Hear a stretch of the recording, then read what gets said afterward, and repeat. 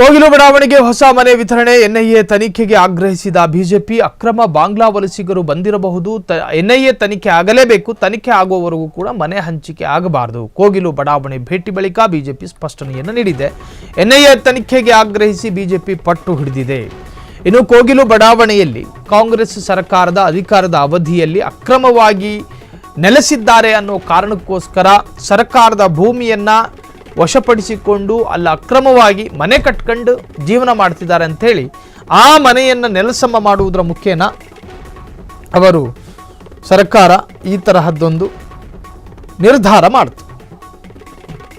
So NIA ತನಿಖೆಗೆ ಆಗ್ರಹಿಸಿ BJP ಈಗ ಆಕ್ರೋಶವನ್ನು ವ್ಯಕ್ತಪಡಿಸಿದೆ.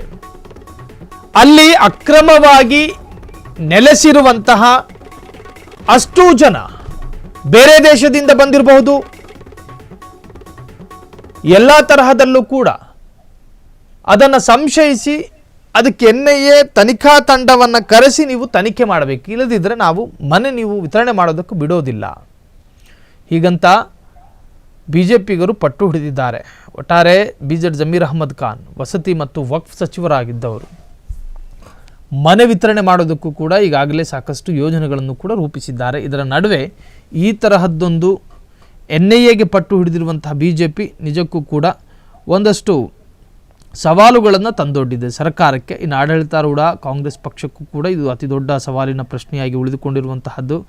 ಕಾರಣ ಕೋಗಿಲು ಬಡಾವಣೆಯಲ್ಲಿ ಏನು ಅಕ್ರಮವಾಗಿ ನೆಲೆಸಿದ್ದಾರೆ ಎನ್ನುವಂಥ ಕಾರಣಕ್ಕೋಸ್ಕರ ಎನ್ಐಎ ಬರಬೇಕು, ತನಿಖೆ ಮಾಡಬೇಕು ಅಂಥೇಳಿ ಈಗ ಬಿಜೆಪಿ ಏನು ಪಟ್ಟು ಹಿಡಿದಿದೆಯೋ ಈ ವಿಚಾರದಲ್ಲಿ ನಿಜಕ್ಕೂ ರಾಜಕೀಯ ಇದೆ ಅಂಥೇಳಿ ಕಾಂಗ್ರೆಸ್ ಕೂಡ ಆರೋಪ ಮಾಡಿದೆ.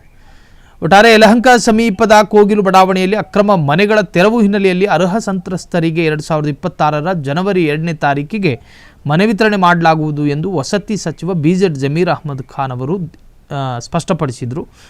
ಈ ಸಂಬಂಧ ಪ್ರಕಟಣೆ ನೀಡಿರುವ ಅವರು ಕೋಗಿಲು ಬಡಾವಣೆಯಲ್ಲಿ ಅಕ್ರಮ ಮನೆಗಳ ತೆರವು ಪ್ರಕರಣದ ಹಿನ್ನೆಲೆಯಲ್ಲಿ ಗ್ರೇಟರ್ ಬೆಂಗಳೂರು ಪ್ರಾಧಿಕಾರ ಹಾಗೂ ರಾಜೀವ್ ಗಾಂಧಿ ವಸತಿ ನಿಗಮ ವತಿಯಿಂದ ಪರ್ಯಾಯವಾಗಿ ಶಾಶ್ವತ ವಸತಿ ವ್ಯವಸ್ಥೆ ಮಾಡಿಕೊಡುವ ಬಗ್ಗೆ ದಾಖಲೆ ಪರಿಶೀಲನೆ ಮುಂದುವರೆದಿದೆ ಎಂದು ತಿಳಿಸಿದರು. ಇನ್ನು ಈ ವಿಚಾರದಲ್ಲಿ ಅರ್ಹರಿಗೆ ಮಾತ್ರ ವಸತಿ ವ್ಯವಸ್ಥೆ ಮಾಡಿಕೊಡುವುದು ನಮ್ಮ ಸರ್ಕಾರದ ಉದ್ದೇಶ. ಹೀಗಾಗಿ ಯಾವುದೇ ರೀತಿಯ ತರಾತುರಿ ಮಾಡದೆ ಸಮಗ್ರವಾಗಿ ದಾಖಲೆ ಪರಿಶೀಲನೆ ಮಾಡಲು ಮುಖ್ಯಮಂತ್ರಿ ಸಿದ್ದರಾಮಯ್ಯನವರು ಸೂಚನೆ ನೀಡಿದ್ದು, ಕಂದಾಯ ಇಲಾಖೆ ಹಾಗೂ ಗ್ರೇಟರ್ ಬೆಂಗಳೂರು ಪ್ರಾಧಿಕಾರದ ಅಧಿಕಾರಿಗಳು ಈ ಕಾರ್ಯದಲ್ಲಿ ನಿರತರಾಗಿದ್ದಾರೆ ಎಂದು ಜಮೀರ್ ತಿಳಿಸಿದರು.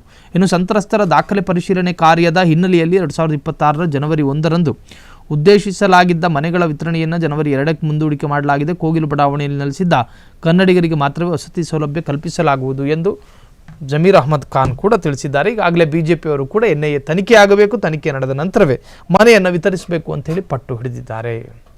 ಕ್ಷಣ ಕ್ಷಣದ ಸುದ್ದಿಗಳಿಗಾಗಿ ಫ್ರೀಡಂ ಟಿವಿ ಸಬ್ಸ್ಕ್ರೈಬ್ ಮಾಡಿ, ಲೈಕ್ ಮಾಡಿ ಹಾಗೂ ಫಾಲೋ ಮಾಡಿ. ಹೊಸ ಸುದ್ದಿಗಳ ನೋಟಿಫಿಕೇಶನ್ಗಾಗಿ ಬೆಲ್ ಐಕಾನ್ ಮೇಲೆ ಕ್ಲಿಕ್ ಮಾಡಿ.